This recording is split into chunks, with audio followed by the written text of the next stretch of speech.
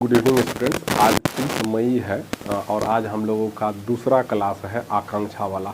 ठीक है, फिजिक्स आज दूसरा दिन है और आज हम लोग बात करने वाले हैं मॉडल सेट 2 का। ठीक है, हम लोग जैसा कल बात किए हुए थे कि भाई ये जो है 30 दिन में हम लोग कंप्लीट करेंगे। सेट 2 है, तो चलिए आज हम लोग तेज़ी में थोड़ा चलते हैं सेट 2 की तरफ और अपना गंतव्य तक पहुंचते हैं। तो हम स्टार्ट कर लेते हैं सेट 2। ठीक है, तो सेट 2 यदि हम यहाँ पे आ लें, यहाँ पे ये हो गया सेट 2। इसके नीचे में एक पहला सेट में सब ठो है बायोलॉजी फिजिक्स, हम निकाल करके यहाँ पे रखे हुए हैं कि यहाँ पर ही है आपका सेट 2। आप देख लीजिएगा, सेट 2 में सबसे पहला ही आपका फिजिक्स, कोई भी सेट में, सेट 1 में भी फिजिक्स से है, सेट 2 में भी फिजिक्स से है, सेट 3 में भी पहले फिजिक्स से है। तो चलिए एक तरफ से हम लोग अभी प्रारंभ करते हैं समझना क्या क्या दिया हुआ है मॉडल सेट 2 में। तो देखिए क्या कहता है, the refractive index of a medium nm is given by, मतलब किसी माध्यम का अपवर्तनांक nm किसके द्वारा दिया जाता है। ऑप्शन यदि देख लीजिए, रिफ्रैक्टिव इंडेक्स हम लोग पढ़े हुए हैं, म्यू इज इक्वल्स टू क्या हो जाता है, c/v हो जाता है। v जहाँ c क्या है, प्रकाश का वेग है निर्वात में, और v क्या है, प्रकाश का वेग माध्यम में। तो c/v ये बात हमको पता है, बहुत आसान सा, पहला का 2 नंबर सही उत्तर हो जाएगा। ठीक है, चलिए देखते हैं नेक्स्ट नंबर। दूसरा नंबर क्या कहता है, दूसरा नंबर कहता है द रिलेशन बिटवीन क्या कहता है, the relation between the radius of curvature r and focal length of A spherical mirror is क्या हो जाएगा। तो हम लोग पढ़े हुए हैं f is equals to r/2 हो जाता है, मतलब फोकस दूरी जो है वक्रता त्रिज्या का आधा हो जाता है, या आप दूसरे तरीका से कह सकते हैं कि वक्रता त्रिज्या हो जो है वह फोकस दूरी के दुगुना होता है। तो यहाँ पे देखिए ये वाला ये वाला ये वाला, दो का 3 नंबर सही उत्तर हो जाएगा। ठीक है, चलिए नेक्स्ट नंबर हम लोग बात कर लेते हैं 3 नंबर। 3 नंबर क्या कहता है रे भाई, 3 नंबर कहता है the effective diameter of the circular outline spherical lens is called its aperture कहलाता है। देखिए हम लोग डेफिनेशन में पढ़े हुए हैं, the effective diameter of light reflecting और रिफ्रैक्टिंग एरिया, इफेक्टिव डायमीटर जो होता है ना, उसको हम लोग एपार्चर के नाम से जानते हैं। फोकल लेंथ नहीं होगा, रेडियस ऑफ कर्वेचर नहीं होगा, एपार्चर ये हो जाएगा। ठीक है, प्रिंसिपल एक्सिस भी नहीं होगा, मतलब द्वारक, इसको हिंदी में कहते हैं द्वारक। चलिए चौथा नंबर हम लोग बात कर लेते हैं। चौथा नंबर क्या चीज़ है रे भाई, कहता है if the incident ray of light passes through the principal focus, ठीक है, ऑफ ए कनकेव मिरर, ठीक है, shown in figure, shown in the diagram. अच्छा यहाँ नीचे में डायग्राम दिया हुआ, the reflected ray will be, option पहले पढ़ लीजिए, pass through the curvature, pass through the pole, be parallel to the principal axis, come back along the same path. Parallel to the principal axis इसका सही उत्तर हो जाएगा, be parallel to the principal axis. कैसे हो जाएगा समझ लीजिए, ये बात हम लोग इमेज फॉर्मेशन में भी समझे हैं कि यदि ये कोई कनकेव मिरर है, ठीक है, तो इसके प्रिंसिपल एक्सिस के पैरेलल यदि कोई रे इस पर आपतित हो रहा है, तो सबसे पहले यह फोकस से, मतलब परावर्तन के पश्चात यह फोकस से होकर के गुजरेगा। या इसको हम दूसरे तरीका से कर सकते हैं कि यदि फोकस से गुजर रहा है तो वह पैरेलल निकल जाएगा। ठीक है, तो इसलिए इसका सही उत्तर B parallel to the principal axis हो जाएगा। हिंदी में यहाँ पे नीचे में इसका ऑप्शन दिया हुआ है जो आप देख रहे हैं, मुख्य अक्ष के समानांतर हो जाएगा। चलिए नेक्स्ट नंबर हम लोग बात कर लेते हैं। क्या चीज़ कहता है, तो ये चीज़ को देखिएगा क्या कह रहा है, in the given figure paraxial rays are, paraxial rays किसको कहते हैं, तो ऑप्टिकल अप्रोक्सीमेशन में जो रे का वैल्यू मतलब क्या हो जाना है भाई, तो देख लेते हैं थोड़ा सा हम यहाँ पे, theta is equals to sine theta हो जाता है, तो उसको हम लोग पाराक्सियल रेज कहते हैं। ऐसे जनरली आप क्लास 10th लेवल में यह समझिए कि वैश्विकवा समानांतर रे जो कि प्रिंसिपल एक्सिस से बहुत नज़दीक हो, ओकरा कहते हैं हम लोग पाराक्सियल, मतलब उपाक्षी किरणें हिंदी में आप समझ सकते हैं। यहाँ पे देखिए सबसे नज़दीक में कौन है, ए बी है, इसलिए यह क्या हो जाएगा, ए बी पाराक्सियल रे हो जाएगा। तो यहाँ पे पहला नंबर सही उत्तर हो जाना है। चलिए नेक्स्ट नंबर हम लोग बात कर लेते हैं, 5 नंबर हो गया, 6 नंबर देख लेते हैं। 6 नंबर क्या कहता है रे भाई, 6 नंबर कहता है किसी the distance of the near point of a normalize about, least distance of distributive model set 1 में भी हम लोग बात किए हुए थे कि 25 सेंटीमीटर होता है। ये सब तो कान बंद करके मारिए, 25 सेंटीमीटर इसका सही उत्तर हो जाएगा। कहता है नेक्स्ट क्वेश्चन, छठा तो हो गया, 7वां नंबर देखिएगा, a convex lens form A diminished, मतलब कन्वेक्स लेंस, कन्वेक्स का मतलब क्या हुआ, उत्तल लेंस, डिमिनिश्ड ऑब्जेक्ट कब, इसमें देखिए 6 गो बनता है, कब बन 6 गो में, किस सिचुएशन में, तो आप देखिएगा जब इसमें 6 सिचुएशन आ गया। पहला देखिए ये ऑप्टिक सेंटर है, यह फोकस है, यह आपका सेंटर है। तो यदि यह कहाँ पे रह जाए, तो इन्फिनिटी पे रह जाए तो ऑब्जेक्ट मतलब सॉरी इमेज जो है बहुत डिमिनिश मतलब छोटा बनता है। यदि यह सेंटर और यहाँ पर बन जाए उस सिचुएशन में भी क्या चीज़ यह डिमिनिश्ड बनाता है। सेंटर ऑफ कर्वेचर पे रह जाए, ये जो है आपका वक्रता केंद्र पर इस तरफ, तो उस तरफ वक्रता केंद्र पर बनाता है जो कि बराबर होता है। और फिर यदि फोकस पे मतलब फोकस और वक्रता केंद्र के बीच में रखिएगा तो फिर इससे बड़ा मतलब इससे बड़ा हो जाता है, फोकस से बड़ा होते चला जाता है। मतलब यहाँ पे एक बार ऑप्शन थोड़ा पढ़ लीजिए, ठीक है। एफ का वैल्यू एफ और 2f के बीच में, तो नहीं, ये वाला नहीं होगा उत्तर, ठीक है। u less than F, less than F तो बड़ा हो जाएगा, डिमिनिश्ड नहीं होगा। u बराबर एफ, यो नहीं होगा। u ग्रेटर देन एफ, हाँ ये सही बात है कि जब भी यह इधर रहेगा, 2f का मतलब क्या हुआ, 2f का मतलब सेंटर, ये चीज़ जिसको कहते हैं, ठीक है। 2f से बड़ा इधर इस साइड रहेगा तो वह क्या हो चला जाएगा, बड़ा हो जाएगा। तो 7 का 4 नंबर सही उत्तर हो जाना है, ठीक है। चलिए 8 नंबर देख लेते हैं। 8 नंबर क्या कहता है भाई, 8 नंबर कहता है number of principal focus in spherical mirror, mirror कह रहा है, मिरर में एक गो होता है, लेंसवा रहता तब 2 गो होता है ना, तो एगो ही हो जाएगा इसका एक। किसी गोली दर्पण में मुख्य फोकस की संख्या होगी 1, सही उत्तर 1 हो जाएगा, ठीक है। 9 नंबर देख लीजिए, among the following electromagnetic waves which one have the highest energy. अच्छा देखिए, वेव का जो एनर्जी दिया जाता है ना, एक फार्मूला है, कौन चीज़ फार्मूला है, E = H न्यू होता है, जहाँ H को प्लांक नियतांक कहते हैं। इसका वैल्यू होता है 6.625 × 10⁻⁻34 जूल सेकंड। ये फिक्स्ड है, ये कांस्टेंट है। मतलब एनर्जिया केकरा पे डिपेंड करेगा, ये फ्रीक्वेंसिया पर डिपेंड करेगा। अब ये फ्रीक्वेंसी हम कैसे समझेंगे किसका अधिक है किसका कम है, तो इसके लिए एक EM वेव स्पेक्ट्रम दिया हुआ है। सबसे पहले आप देख सकते हैं रेडियो वेव, हम लिख देते हैं रेडियो माइक्रो, IR इंफ्रारेड अंग्रेजी में बोलते हैं, विजिबल, UV, एक्सरे और गामा रे होता है, ठीक है। ये एक सीक्वेंस है। हिंदी में भी इसको रेडियो कहते हैं, सूक्ष्म तरंग कहते हैं, अवरक्त किरणें कहते हैं, इंफ्रारेड, ठीक है। विजिबल मतलब दृश्य प्रकाश, UV मतलब अल्ट्रा वायलेट पराबैंगनी किरणें, एक्स किरणें और गामा किरणें।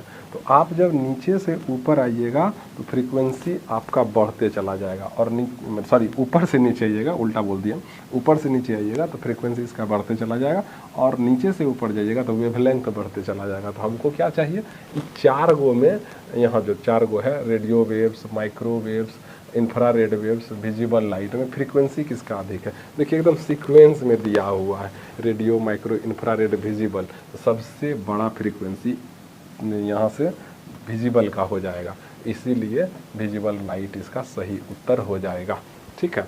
चलिए मतलब विजिबल में दृश्य प्रकाश होता है हिंदी में। चलिए नेक्स्ट नंबर बात है, ए पर्सन क्या कहता है, a person with A defect of long sightedness should be. Long sightedness तो हम लोग पढ़े हुए हैं, क्या चीज़ होता है, दूर दृष्टि दोष। दूर दृष्टि दोष में क्या होता है, दूर का वस्तु दिखाई देता है लेकिन नज़दीक का वस्तु दिखाई नहीं देता था। नज़दीक का वस्तु जब नहीं दिखाई देने लगे केकरो तो ओकरा मोटका लेंस लगा देंगे। मोटका मतलब कि उत्तल मतलब कन्वर्जिंग वाला लेंस लगा देंगे, उत्तल लेंस लगाते हैं हम लोग, सिंपल सा बात। कन्वेक्स लेंस इसका सही उत्तर फर्स्ट नंबर हो जाएगा, उत्तल लेंस, ठीक है। चलिए नेक्स्ट नंबर हम लोग देख लेते हैं, how many colours the sunlight spectrum है। सूर्य प्रकाश स्पेक्ट्रम में कितने रंग होते हैं, 7 गो रंग होता है। बेनी, आह, पी, नाला हिंदी में यदि बोलिएगा, अंग्रेजी में बोलिएगा तो विवजी, और ऐसे भी आप हम लोग पढ़े हुए हैं। एक प्रिज्म है ना, तो एक प्रिज्म से जब वाइट लाइट आप गुजार दीजिएगा तो वह 7 डिफरेंट कलर्स में टूट जाता है, 3, 3, 6, 1, 7 इस तरह से टूट जाता है, ठीक है। सबसे ज़्यादा डिस्पर्सन भी का मतलब वॉयलेट का, और सबसे कम जो है रेड का होता है। तो 7 इसका सही उत्तर हो जाएगा, 11 का 3 नंबर सही उत्तर हो जाएगा। चलिए नेक्स्ट नंबर बात कर लेते हैं। 12 नंबर, 12 नंबर क्या कहता है रे भाई? 12 नंबर कहता है 100 joule of heat is produced each second, अच्छा, इन 4 ampere resistance, the potential difference across the resistor. In numerical से देख लीजिए क्या क्या दिया हुआ है। 100 जूल मतलब क्या चीज़ है? एनर्जी है, एनर्जी बराबर 100 जूल हो गया।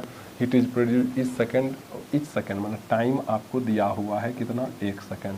और इन 4 एम रेसिस्टेंस, 4 ओम रेसिस्टेंस, एम नहीं हम, तो आर बराबर हो गया 4 ओम, तो V इज इक्वल्स टू वाट हो जाएगा। तो देखिए एनर्जी से रिलेटेड फार्मूला देख लीजिए क्या होता है, energy is equals to VIT होता है। तो यहाँ पे क्या निकलेगा? I तो नहीं दिया हुआ है, I को कन्वर्ट कर दीजिएगा इसी में, तो क्या हो जाएगा? V²/R इंटू T हो जाएगा, ठीक है। तो E बराबर है या, ठीक है। थोड़ा सा हम ले लेते हैं इरेजर, इसको मिटा देते हैं, और यहाँ पे E बराबर V², इससे हम निकाल लेंगे V² बराबर ER और बटे ER निकल जाएगा, V² बराबर ER और बटे T हो जाएगा, ठीक है। यहाँ तो V बराबर क्या चीज़? √E का वैल्यू आपको दिया हुआ है 100 जूल, गुना R का वैल्यू दिया हुआ है 4 और T का वैल्यू 1 है। इसमें से देख लीजिए 100 में ये निकल जाएगा 10 गुना 2 इज इक्वल्स टू कितना हो जाएगा? 20, और ये भी है वोल्टेज, तो ये 20 वोल्ट इसका सही उत्तर हो जाएगा। 12 का 1 नंबर सही उत्तर हो जाना है। चलिए 13 नंबर देख लेते हैं। 13 नंबर क्या कहता है? तो the SI unit of electrical resistivity, ये तो हमको पता है भाई, रेसिस्टिविटी रो से डिनोट करते हैं, इसका SI यूनिट क्या होता है? ओम मीटर हो जाता है, ठीक है। तो इसका सही उत्तर क्या हो जाएगा? 13 का 3 नंबर सही उत्तर हो जाएगा। चलिए देख लेते हैं, उसके बाद है आपका 14 नंबर। 14 नंबर क्या कहता है भाई? The potential difference between the terminals of an electric heater is 60 volt, ठीक है। ये बात समझ लीजिए, हिंदी में भी यहाँ लिखा हुआ है, आप देखते चले जाइएगा क्या क्या है। यहाँ पे हम बनाना, इधर लिखना स्टार्ट करते हैं। तो पोटेंशियल डिफरेंस भी आपको दिया हुआ है 60 वोल्ट। अब देखिए when it draws a current of 4 ampere, मतलब I आपको दिया हुआ है कितना? 4 एम्पियर दिया हुआ है। What current will the heater draw if the potential difference, अच्छा मतलब अब मैंने इसको हटा करके फिर से किस में लगा दिया गया? 180 वोल्ट, ठीक है। हमको निकालना क्या है? I निकालना है। तो सबसे पहले ई दोनों जो दिया हुआ है, ई दोनों के सहायता से इसका रेसिस्टेंस निकाल लेते हैं हीटरवा का कि कितना है। R बराबर V/I होता है, तो क्या निकल जाएगा? R बराबर V/I, 60/4 मतलब कट गया, 15 ओम हो गया। अब क्या कह रहा है? करंट क्या हो जाएगा? What will be the current? Now the current is equals to what? If potential difference is equals to increase to 180 volt, ठीक है, 180 वोल्ट। तो देख लीजिए V is equals to IR, हम लोग पढ़े हैं ओम का नियम। निकालना क्या चीज़ है रे भैया? I is equals to V/R हो जाएगा, इज इक्वल्स टू V का वैल्यू रख दीजिए 180 वोल्ट, अब बटे R का वैल्यू तो आपको निकला हुआ है कितना? 15 यहाँ मतलब कितना हो जाएगा? 12। ये क्या है? 12 एम्पियर इसका उत्तर हो जाएगा। है उत्तर? हाँ है, ये आपका सही उत्तर हो जाएगा। इसका 14 का 4 नंबर सही उत्तर हो जाना है। चलिए इसको हटा देते हैं, एग्जिट डायरेक्टली। नेक्स्ट नंबर है 15 नंबर। 15 नंबर क्या कहता है? तो 15 नंबर है आपका 6 इक्वल रेसिस्टर्स ऑफ 1 ओम। देखिए चित्र भी दिया हुआ है, कनेक्टेड फ्रॉम ए हेक्सागोन, मतलब एक षटभुज ABCD बनाते हैं, प्रत्येक 6 बराबर बनाता है, और यदि धारा A से प्रवेश करती है और D से निकलती है, मतलब A और D के बीच का संयोजन प्रदत्त क्या है? बहुत आसान सा, देखिए इसका इक्विवेलेंट सर्किट यदि ड्रॉ कर लीजिएगा तो क्या हो जाएगा? ऐसा बन जाएगा इसका सर्किट, ऐसा और ये ऐसा, तो यह पॉइंट हो जाएगा ए और यह पॉइंट हो जाएगा डी, क्योंकि ए से धारा आ रहा है और डी से निकल रहा है। इधर देखिए 1 ओम 1 ओम 1 ओम, तीनों आर बराबर हो जाएगा, सीरीज में है तीनों, तो 1 + 1 + 1 कितना हो जाएगा 3 हो गया, तो ये हो जाएगा 3 ओम। और ये भी ये इसी तरह से 3 ओम हो जाएगा। तो अब ये दोनों क्या चीज़ में है, पैरेलल में, तो पैरेलल वाला फार्मूला लगा देंगे 1/r = 1/3 + 1/3, तो 1/r बराबर 1/3 1/3, 2 गो 1/3 हो जाएगा। मतलब तो यदि r निकालिएगा इसी से तो r बराबर हो जाएगा 3/2, मतलब कि 1.5 ओम हो जाना है इसका उत्तर। देखिए है, हाँ है, 4 नंबर इसका सही उत्तर हो जाएगा। 15 का 4 नंबर सही उत्तर हो जाएगा। देखते जाइएगा, जो नहीं समझ में आएगा उसको कमेंट भी करते जाइएगा, है ना। जो नहीं समझ में आए बिल्कुल तौर से कमेंट करिए, एकदम फ्रीली आप कमेंट कर सकते हैं, हम उसका जवाब दे देंगे, ठीक है। बड़ा फुर्सत में इसको बना रहे हैं, इसलिए एकदम थोड़ा लाइक भी करते जाइएगा और सपोर्ट भी कीजिएगा इस चैनलवा को, है ना। चलिए देखते हैं 16 number, a unit electric charge is moved from point A to another point B, the work done in the process is called. एक इकाई बिंदु, देखिए ये 2 पॉइंट जो है ना, इस प्रश्न के अनुसार यदि आप सोचिएगा तो दोनों पॉइंटवा जो है इलेक्ट्रिक फील्ड वे में है। तो जब इलेक्ट्रिक फील्ड वे में एक पॉइंट से दूसरा पॉइंट तक यूनिट चार्ज को आप ले जाते हैं, मतलब इकाई धनावेश को ले जाते हैं, तो ले जाने में जितना वर्क डन होता है उन 2 बिंदुओं के बीच में पोटेंशियल के रूप में संयोजित हो जाता है वह। तो विभव, यहाँ देखिए क्वेश्चन विभव नहीं होगा, विभव काहे नहीं होगा इसका उत्तर भी जानिए, ठीक है। जो ऑप्शन दिया हुआ है उसको, उस पर भी देखिए कि विभव जो होता है ना, इलेक्ट्रिक फील्ड के आउटसाइड कोई पॉइंट से हम टेस्ट चार्ज को लाते हैं, मतलब इन्फिनिटी जिसको कहते हैं। इन्फिनिटी कहते हैं किसको है, the point just outside the electric field is known as infinity. तो ये यही ए और बी के बीच का विभवांतर हो जाएगा, 16 का ए नंबर, ठीक है। चलिए नेक्स्ट नंबर हम लोग बात कर लेते हैं 17 नंबर। 17 नंबर क्या चीज़ है रे भाई, जूल पर coulomb is equivalent two volt होता है। अब कैसे होता है ये भी जान लीजिए, जूल पर coulomb is equals two volt हम लोग पढ़े हैं। तो कैसे, V इज इक्वल्स टू क्या, W/Q हम लोग जानते हैं। तो V मतलब पोटेंशियल है, वोल्ट जिसको कहते हैं, 1 वोल्ट कब होता है, मैंने ये हो जाएगा आपका वर्क डन, है ना। वर्क डन का ऐसा यूनिट क्या होता है, जूल बटे कूलाम, चार्ज का ऐसा यूनिट कूलाम, इसलिए जूल पर कूलाम क्या कहलाता है, वोल्ट कहलाता है। तो 17 का 4 नंबर सही उत्तर हो जाएगा वोल्ट के। चलिए नेक्स्ट नंबर है 18 नंबर, कहता है इन ए सर्किट, कोई सर्किट में ammeter is always connected in parallel. अच्छा ये पूछ रहा है, तो सिंपल सा बात आप जान लीजिए, कोई भी सर्किट में एमीटरवा को सीरीज में लगाते हैं और वोल्टमीटर को पैरेलल में लगाते हैं, यही इसका उत्तर हो जाएगा। एमीटर इज ऑलवेज मतलब एक परिपथ में एमीटर हमेशा समांतर क्रम में, नहीं ये नहीं होगा, समांतर हो गया, खत्म हो गया बात। एमीटर था वोल्टमीटर दोनों ही श्रेणी क्रम में, कभी नहीं होगा। एमीटर था वोल्टमीटर दोनों ही समांतर क्रम में, नहीं। तो बचा क्या, चौथा, तो यही हो जाएगा उत्तर, एमीटर हमेशा श्रेणी क्रम में, ठीक है, तथा वोल्टमीटर प्रतिरोधक के समांतर क्रम में जुड़े हुए होते हैं। 18 का 4 नंबर, मतलब ammeter is always connected in series and voltmeter is always connected in parallel. Next है हमारा 19 नंबर। 19 नंबर क्या कहता है, 19वां नंबर है two conducting wires of the same material and equal length and equal diameter. अच्छा 2 गो है, फर्स्ट पहले connected in series and then connected parallel in circuit. अच्छा ठीक है, across the same potential difference, potential difference change नहीं हुआ है। The ratio of heat produces in the series and parallel combination. अच्छा देखिए, कहता क्वेश्चन क्या है कि 2 गो चालक तार है, दोनों का सेम लंबाई, सेम क्रॉस सेक्शनल एरिया, सभी कुछ सेम है, मैंने प्रतिरोध वो दोनों का सेम ही होगा। एक बार इसको श्रेणी क्रम में जोड़ा और उसके बाद उसको कौन चीज़ में, पैरेलल में जोड़ दिया, तो दोनों ही स्थिति में कितना हीट प्रोड्यूस होगा उसका रेशियो निकालने के लिए कहता है। तो आप दोनों ही स्थिति में पहले ई दोनों तार का इक्विवेलेंट रेसिस्टेंस निकाल लीजिए। जब ई दोनों तार श्रेणी क्रम में सजा हुआ रहेगा इस तरह से, ना ये R और ये R, तो RS बराबर दोनों जुट जाएगा तो ये हो जाएगा 2R।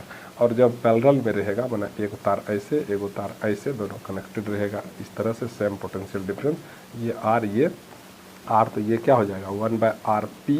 P का मतलब पैरेलल, S का मतलब सीरीज जिसको कहते हैं, 1/r और प्लस 1/r मतलब 2/r हो जाएगा।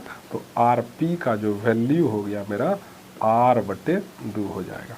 ठीक है, अब क्या कहता है, अब कहता है कि दोनों ही केस में उत्पन्न हीट प्रोड्यूस्ड, हीट का मतलब देखिए जितना भी वर्क डन होता है ना, वह क्या चीज़ में, हीट एनर्जी में कंज्यूम कर जाता है। ठीक है, एनर्जी में और फिर हीट एनर्जी। तो आप देख लीजिए एनर्जी मतलब ई पैरेलल, अब नहीं सॉरी सीरीज कह रहा है ना, पहले समांतर सीरीज में कह रहा है। सीरीज का मतलब पहले हमको निकालना क्या चीज़ है, हिंदी वाला ध्यान से देखिएगा, श्रेणी क्रम मतलब ई सीरीज बटे ई पैरेलल का वैल्यू निकालना है। तो हमारे पास एक फार्मूला है, क्या फार्मूला है, E इक्वल्स टू VIT हो जाता है। तो और VIT इसका भी हो जाएगा VIT ही। ठीक है, अलग अलग, लेकिन आई वाला नहीं लगेगा। बोलिए का है आई तो आपको दिया हुआ नहीं है, ये फार्मूला लगेगा नहीं। तो इसी को हम आगे बढ़ा देंगे, इसी का एक रूप आई को चेंज कर दीजिएगा तो क्या हो जाएगा V²/r, और ये S में है S इंटू टी बटे, और इसका यदि बात कर लीजिएगा तो आई को चेंज करके यदि कर लीजिएगा, सेम पोटेंशियल डिफरेंस है, सेम पोटेंशियल डिफरेंस लिए V²RP इंटू टी हो जाएगा। ये टी कट जाएगा और ये V² भी कट जाएगा। तो इक्वल्स टू क्या हो जाएगा 1/RS गुना ये निचल का ऊपर चल जाएगा तो RP/1। तो 1/RS का वैल्यू देख लीजिए, RS का वैल्यू है 2R गुना RP का वैल्यू है मेरा R/2। ये R कट गया तो कितना बचा 1/4, मतलब इसका हो जाएगा 1:4 सही उत्तर। ठीक है, संयोजित की जाते हैं श्रेणी क्रम तथा समांतर क्रम संयोजन उत्पन्न 1:4, ये सही उत्तर हो जाएगा। यही ना, एक बात ध्यान दीजिएगा, इसको एक बार अच्छे से जरूर पढ़िएगा कि पैरेलल पहले कह रहा है या श्रेणी क्रम पहले कह रहा है, नहीं तो आप देखिएगा गड़बड़ा गए हैं, कहीं ना कहीं कुछ अलग हो गया है। ठीक है, तो ठीक है, सीरीज और पैरेलल, सीरीज और पैरेलल का मतलब हो गया parallel in the circuit across the इतना same potential the ratio of it. Next चलिए देखिए 20 नंबर देख लेते हैं। 20 नंबर है when the 12 volt battery is connected across A resistor of unknown, 12 volt voltage दिया हुआ है, V इक्वल्स टू कितना 12 वोल्ट दिया हुआ है, connected resistor to unknown resistance. ठीक है, there is a current of इतना milliampere, I is equals to 2.5 milliampere. ये देखिए SI यूनिट में नहीं दिया हुआ है तो इसको फट से हम SI में चेंज कर लेंगे। मिली है तो मिली का प्रीफिक्स इन 10⁻³ एम्पियर हो जाएगा। The value of the resistance of the resistor is, माना रेसिस्टर का वैल्यू, मैंने रेसिस्टेंस का वैल्यू, तो बहुत आसान सा क्वेश्चन है। R इज इक्वल्स टू क्या हो जाएगा V/I हो जाएगा। ठीक है, तो R V का वैल्यू क्या हो गया 12/I, 2.5 गुना 10⁻³ नीचे पावर बा को यदि ऊपर ले जाइएगा, इसको आप उड़ा सकते हैं, इसको उड़ा दीजिए, 25 × 25 और ये हो गया 24 पंचे, मतलब बच जाएगा 24/5 गुना 10⁻³ और ये हो जाएगा ओम। इसको 5 × 25 24, सॉरी 25 नहीं और 24 होगा। 24 में यदि 5 को भाग दीजिएगा, 5 से भाग दीजिएगा तो क्या हो जाएगा 5 × 4 = 20 और 4 बचत 5 8, 4.8 गुना 10⁻³ ओम, ये हो जाएगा इसका उत्तर। देख लीजिए है नहीं, ये देखिए यहाँ पे जाना 4.8 ओम नहीं होगा, ये किलो ओम हो जाएगा। इसी 10⁻³ को जो है ना हम लोग किलो, मतलब 4.8 को हटा करके 10⁻³ को हटा करके किलो ओम यहाँ पे लिख सकते हैं। तो यह इसका सही उत्तर हो जाएगा। चलिए नेक्स्ट नंबर हम लोग बात कर लेते हैं। क्या कहता है, तो नेक्स्ट नंबर कहता है a rectangular coil of copper wire is rotated in a magnetic field. ठीक है, मैंने आर्मेचर जिसको कहते हैं लगभग, the direction of the induced EMF current changes once in is, half cycle में चेंज होता है। यह देखिएगा आधा चक्कर में जब ऐसा रहेगा ना, तो यदि धारा इधर से आ रहा है तो फिर ये आधा चक्कर में धारा इधर से जाने लगता है, मतलब एक्चुअली रोटेशन जो हो रहा होता है, रेक्टेंगुलर कॉइल है ऐसा, ठीक है। यदि मान के चलिए ये इधर से गया, ये इधर से आया, फिर हाफ साइकिल में ये यहाँ से यहाँ तक को हाफ साइकिल कहेंगे, और यहाँ से यहाँ तक को ग्राफिकल रिप्रेजेंटेशन में हाफ साइकिल करते हैं। और ऐसे भी यदि इसका AC करंट का बात कीजिएगा तो यह हाफ साइकिल 0 होता है, और यहाँ 2 पाई हो गया, ये पाई हो गया, ठीक है। तो यह चीज़ हाफ साइकिल में पॉजिटिव, हाफ साइकिल में नेगेटिव, हाफ साइकिल में चेंज हो जाता है। तो 2 रेवोल्यूशन नहीं, 1 रेवोल्यूशन नहीं, हाफ रेवोल्यूशन में ही उसका धारा बदल जाता है, 1/4 नहीं हो जाएगा। क्या इसका 3 नंबर सही उत्तर हो जाएगा। चलिए नेक्स्ट नंबर हम लोग बात कर लेते हैं, 22 नंबर। नहीं समझ में आएगा तो पूछते भी जाना है ना। चलिए देखिए क्या कहता है, a device reverses the direction of flow of current through a circuit is called, मतलब रिवर्स कर देता है। तो देख लीजिए कुल क्या क्या उत्तर दिया हुआ है। रियोस्टेट नहीं, ये एक प्रकार का रेसिस्टेंस है। हाँ एकदम से ये है। कम्यूटेटर का इस्तेमाल नहीं करते हैं हम लोग बहुत सारे, जैसे आप फोटो इलेक्ट्रिक इफेक्ट में देखिएगा वहाँ पर भी कम्यूटेटर का इस्तेमाल करते हैं, और ऐसे जनरली घर में भी हम लोग बहुत सारे जगह इस्तेमाल करते हैं कम्यूटेटर का। जो हमारा होंडा मोटर लगा हुआ रहता है घरवा में, उसमें भी कम्यूटेटर लगा हुआ होता है ना, इस सब चीज़ में ये रिवर्स कर देता है, पोलरिटी को रिवर्स कर देता है फिर भी। और आगे देख लीजिए कैपेसिटर का काम यह नहीं, कैपेसिटर का काम एनर्जी स्टोर करके रखना है। कैसा? इलेक्ट्रिकल एनर्जी स्टोर करके रखना, ठीक है। चार्ज भी स्टोर करके रखता है, या इंडक्टर का मैग्नेटिक एनर्जी को स्टोर करके रखता है। तो रियोस्टेट नहीं होगा, ठीक है। ये कम्यूटेटर इसको कहते हैं, ठीक है। चलिए नेक्स्ट क्वेश्चन है 23 नंबर। 23 नंबर क्या कहता है भाई, the unit of measurement of magnetic induction is. Magnetic induction का SI यूनिट जूल, नहीं देखिए SI यूनिट यहाँ नहीं पूछ रहा है, ध्यान दीजिएगा। यहाँ पूछ रहा है क्या चीज़, the unit of measurement of magnetic induction, मतलब चुंबकीय प्रेरण की माप की इकाई क्या है। तो देखिए जूल तो एनर्जी का है, नहीं होगा। कूलम्ब चार्ज का है, नहीं होगा। गाउस, हाँ गाउस है। CGS पद्धति में मात्रक होता है गाउस, ठीक है, CGS पद्धति में। और ये भी देख लीजिए वेबर, नहीं ये भी नहीं होगा, क्योंकि वेबर जो है इलेक्ट्रिक फ्लक्स का SI यूनिट होता है। तो इसका सही उत्तर गॉस हो जाएगा। 23 का 3 नंबर सही उत्तर हो जाएगा। देखिए नेक्स्ट नंबर हम लोग बात कर लेते हैं 24 नंबर। 24 नंबर कहता है मैच द फॉलोइंग, क्वांटिटी और यूनिट दिया हुआ है। इलेक्ट्रिक फोर्स का मतलब क्या चीज़, अच्छा यहाँ पे देख लीजिए, फोर्स का मतलब ये हो गया न्यूटन, ठीक है। इलेक्ट्रिक चार्ज कूलम होता है। इलेक्ट्रिक पोटेंशियल वोल्ट होता है, हाँ वोल्ट। इलेक्ट्रिक कैपेसिटी फेराड होता है, ठीक है। तो ये अब मिला लीजिए इसका। अच्छा यहाँ पे दिया हुआ है A का 4 नंबर, A का 4 नंबर, और देखिए A का 4 नंबर किसी में नहीं दिया हुआ, तो ये सही उत्तर हो जाएगा, ठीक है। B का 2 नंबर होबे करेगा, देख लीजिए। 1 का 4 नहीं है भाई, 1 का यहाँ पे हम मिलाए, ठीक। 1 का 2 नंबर है, ठीक है। 1 का 2 नंबर है,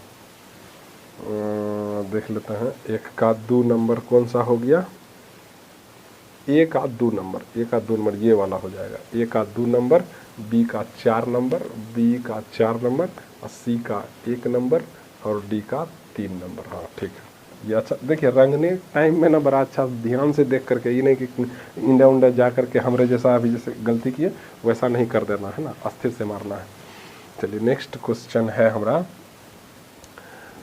25 नंबर। 25 नंबर जो है, an electric motor electron enters in a magnetic field at right angle to it shown in given figure। अच्छा, direction of force acting on the electron will be, ठीक है। देखिए मैग्नेटिक फील्ड किधर से किधर, left बायां से दाहिना जा रहा है, तो और एंटर करता है इलेक्ट्रॉन, तो फोर्स, ये बात ध्यान लीजिए, दाहिने तरफ ये जो आप देखते हैं फ्लेमिंग का दाहिना हाथ और बायां हाथ का नियम, force magnetic field current, force magnetic field current दोनों होता है, ठीक है। लेकिन बायां हाथ में कौन चीज़ है, ई दोनों है तब ई है, मतलब आपका चुंबकीय क्षेत्र, और ये रहता है तब यह बल का दिशा बताता है। और इसमें क्या चीज़ है रे भाई, ई दोनों है, मतलब बल और चुंबकीय क्षेत्र है, तो EMF है।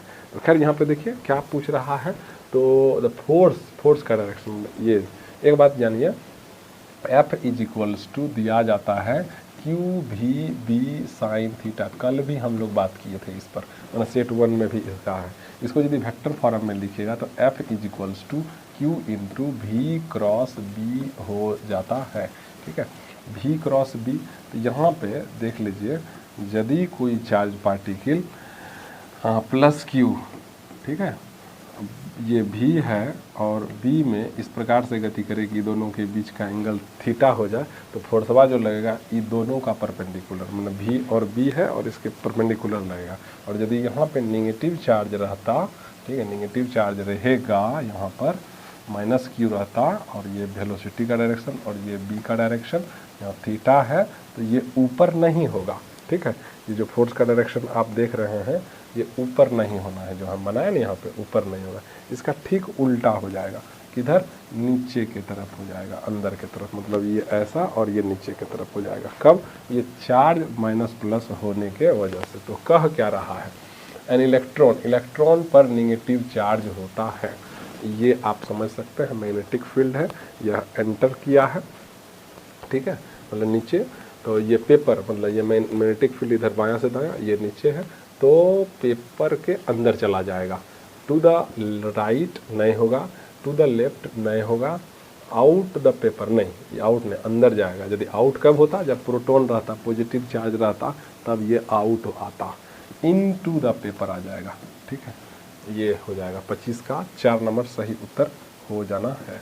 चलिए नेक्स्ट नंबर 26 का था, the unit of magnetic field strength is. देखिए यहाँ यूनिट में ना SI यूनिट नहीं कह रहा है, ठीक है, तो देखिए ऑरस्टेड होता है यूनिट, ठीक है, फिर पढ़ लीजिए गाउस भी होता है, ठीक है। यहाँ देखिए इस क्वेश्चन में दो गो, देखिए ध्यान दीजिएगा, B जो मेजर किया जाएगा, H जो मेजर होता है, H फील्ड जो मेजर होता है वह ऑरस्टेड में मेजर किया जाता है CGS पद्धति में, ठीक है, और B फील्ड जो है आपको गाउस में मेजर किया जाता है CGS पद्धति में, ये बात जान लीजिएगा। CGS पद्धति में क्या है कि एनर्जी का जो मात्रक होगा, अलग अलग एनर्जी का अलग अलग मात्रक है, एनर्जी है लेकिन अलग अलग मात्रक है। तो यहाँ पर देखिए ऑप्शन जो है ना आपका 2 गो सही बुझा रहा है हमको, तीसरा भी पढ़ लेने दीजिए, वेबर नहीं होगा, नन ऑफ दीजिए, ये दोनों होगा। देखिए एक बात, ऑरस्टेड और गाउस, क्योंकि यहाँ पे SI यूनिट नहीं कह रहा है, फील्ड स्ट्रेंथ का SI यूनिट, H फील्ड क्या चीज़ के से मेजर किया जाएगा, ऑरस्टेड में मेजर किया जाता है, केवल CGS में यह होता है, और B फील्ड जो है आपको गाउस में मेजर किया जाता है। तो इसका सही उत्तर यदि हम कहें तो यह लगभग दोनों होना चाहिए, ठीक है। यदि आपको बुझाए कि भैया ऑरस्टेड कोनो, दोनों में से कोनो मारिएगा, फिर बाद में क्या बोलते हैं उसको, आपत्ति दर्ज करा दीजिएगा कि नहीं भैया यहाँ पर ऐसा है, तो क्वेश्चन रद्द हो सकता है, डिपेंड करेगा इस पर, ठीक है।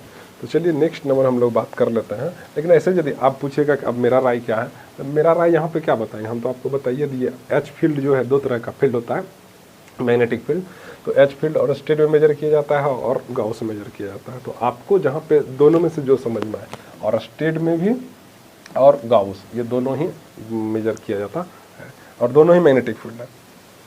नेक्स्ट नंबर है 27 नंबर। 27 नंबर क्या चीज़ है, विच of the following correctly describe the magnetic field near a long straight wire carrying solenoid.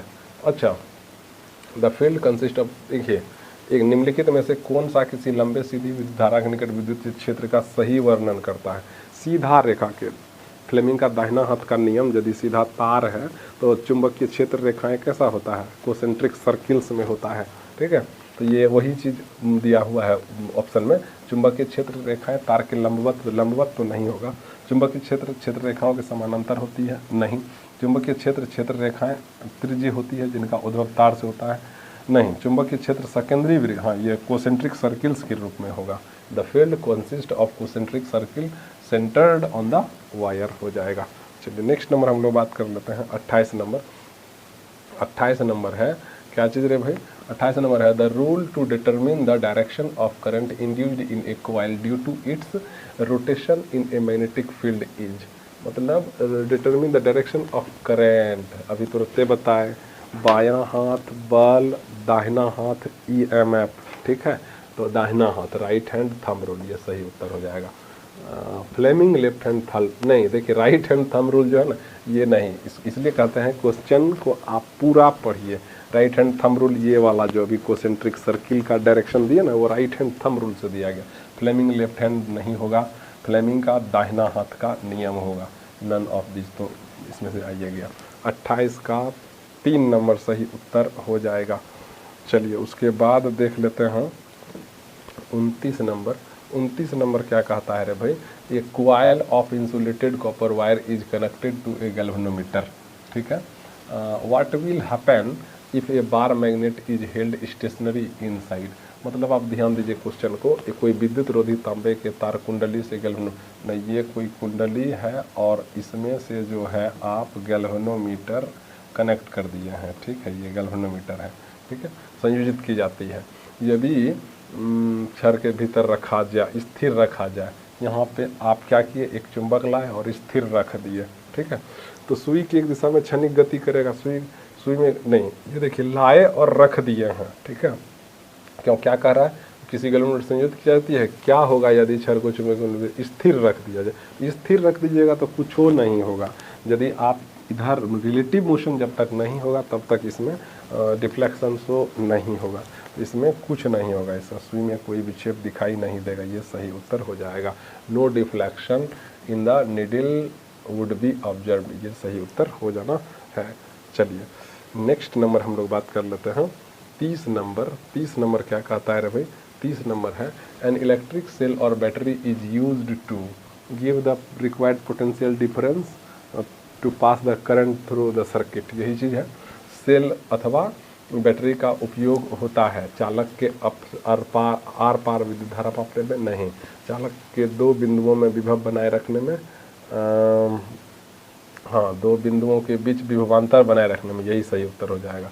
To maintain the required potential difference, विभवांतर मेजर करने में नहीं, लघुपतन से बचने में नहीं, maintain a potential difference between 2 points of a conductor, इसके लिए सेल का इस्तेमाल किया जाता है, ठीक है, 30 नंबर का उत्तर हो जाएगा।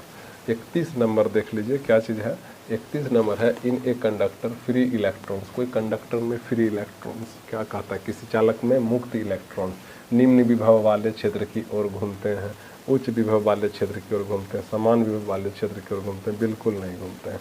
तो देखिए इलेक्ट्रॉन पर निगेटिव चार्ज होता है, ठीक है, और इलेक्ट्रिक फील्ड का डायरेक्शन पॉजिटिव से निगेटिव के तरफ होता है, ठीक है, तो कहता है इन ए कंडक्टर को पॉजिटिव से निगेटिव, यदि इलेक्ट्रॉन है तो ये किधर जाना चाहेगा, पॉजिटिव की तरफ, और पॉजिटिव कैसा, हायर पोटेंशियल है, मतलब हायर पोटेंशियल जिसको कहते हैं हायर।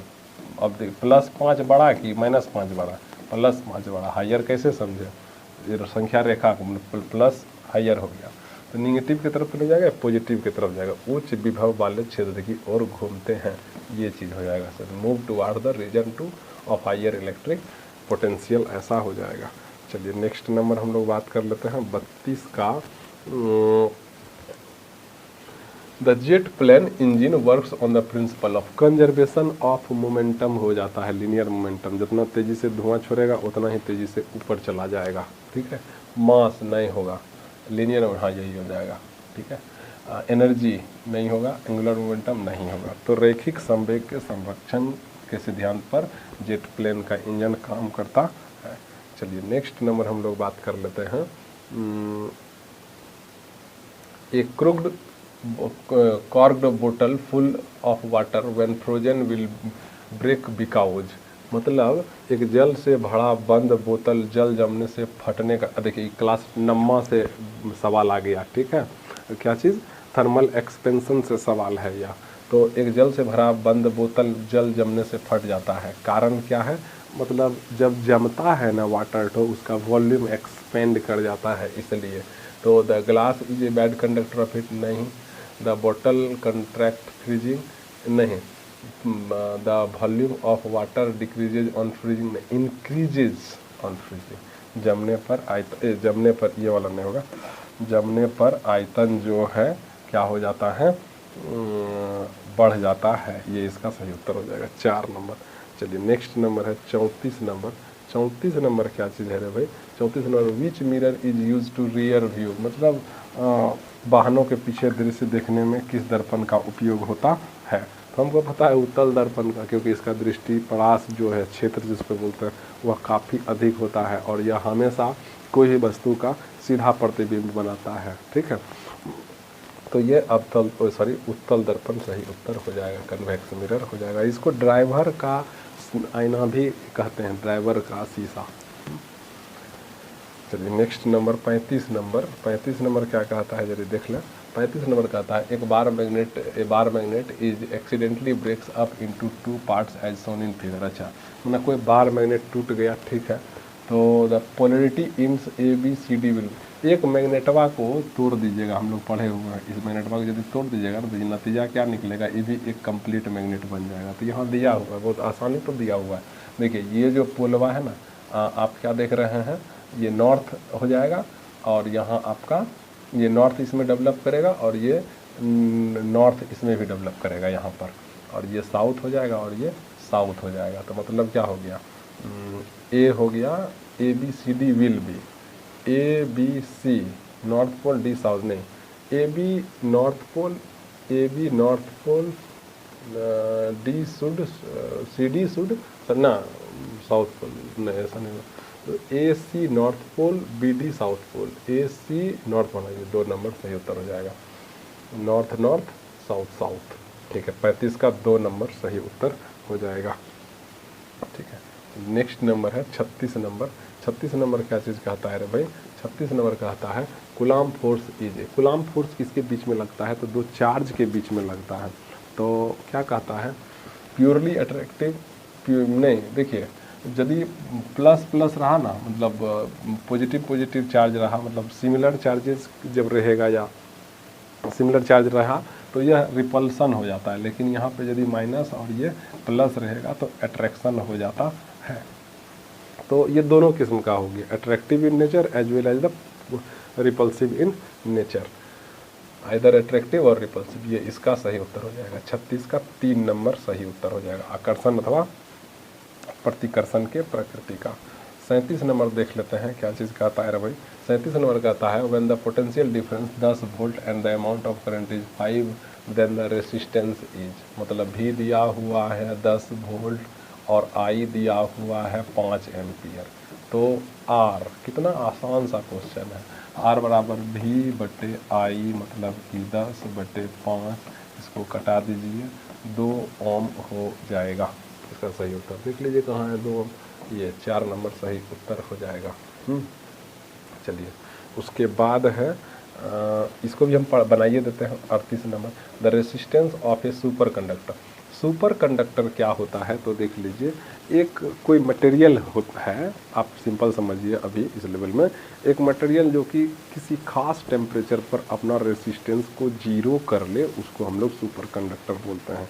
और वह टेम्परेचर जिस पर अपना रेसिस्टेंस वह 0 शो करता है, जो 0 बिहेवियर शो करता है, उसको हम लोग क्रिटिकल टेम्परेचर कहते हैं। तो देख लेते हैं क्या क्वेश्चन है, एट क्रिटिकल टेम्परेचर इज, अभी देख लीजिए 0 हो जाएगा इसका सही उत्तर। अभी तो बताइए वैसा मटेरियल 0 हो जाएगा, उसको हम लोग आपको सुपर कंडक्टर कहते हैं। 39 नंबर देख लीजिए।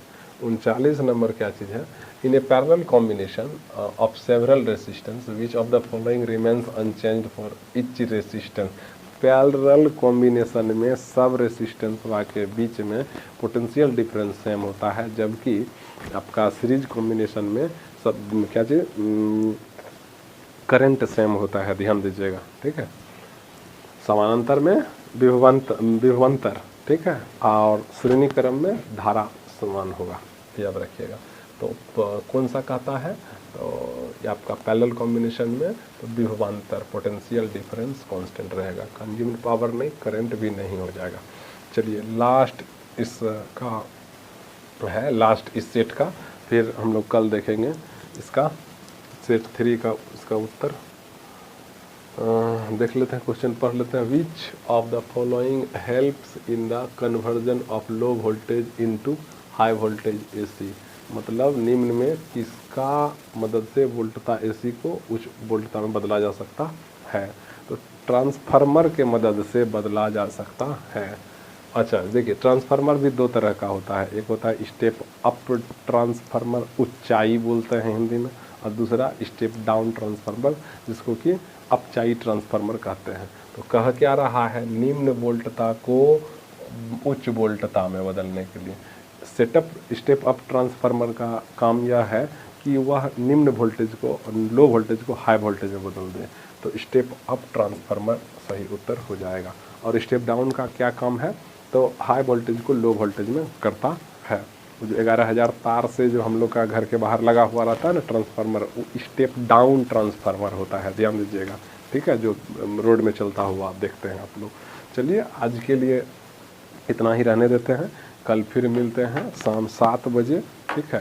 अब वीडियो देखने के लिए बहुत बहुत धन्यवाद, और इस वीडियो को अपने फ्रेंड दोस्त मुहिम जितना है आपको उसको शेयर कीजिए, चैनल को सब्सक्राइब कीजिए ज़्यादा, यदि नया है तो इस पर आपको लगातार अब वीडियो बनाते रहेंगे, ठीक है। तो आप लोग और तैयारी आशा करते हैं कि इस सब क्वेश्चन को अच्छा से पढ़ जाइए ताकि क्वेश्चन सब आ जाए तो आप लोग भी आकांक्षा में सेलेक्ट हो जाए। चलिए देखने के लिए धन्यवाद, मिलते हैं कल।